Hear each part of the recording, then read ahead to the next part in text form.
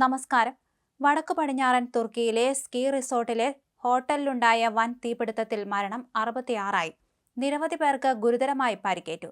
ബോലു പ്രവിശ്യയിലെ ഗ്രാൻഡ് കർത്താൽ ഹോട്ടലിലാണ് തീപിടുത്തമുണ്ടായത്. പുലർച്ചെ 3:30ഓടെയായിരുന്നു സംഭവം. 12 നില കെട്ടിടത്തിൽ റെസ്റ്റോറന്റ് പ്രവർത്തിക്കുന്ന നിലയിലാണ് തീപിടുത്തമുണ്ടായത്. വളരെ പെട്ടെന്ന് തന്നെ തീ മറ്റ് നിലകളിലേക്കും പടർന്നു. ഫയർ ഡിറ്റൻഷൻ സംവിധാനം പരാജയപ്പെട്ടതാണ് തീ വ്യാപിക്കുന്നതിന് ഇടയാക്കിയത്.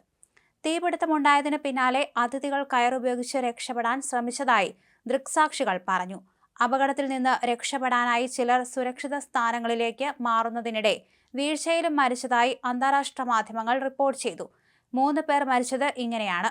നിലവിൽ തീ നിയന്ത്രണ വിധേയമാക്കിയതായി ഉദ്യോഗസ്ഥർ പറഞ്ഞു. 12 നിലകളുള്ള ഗ്രാൻഡ് കാർട്ടൽക്കയ എന്ന റിസോർട്ടിലായിരുന്നു തീപിടുത്തമുണ്ടായത്.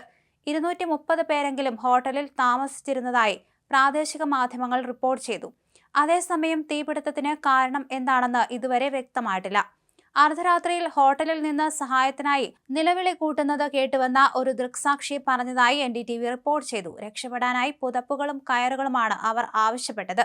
കഴിയുന്ന സഹായം ചെയ്തുവെന്ന് അവർ കൂട്ടിച്ചേർത്തു.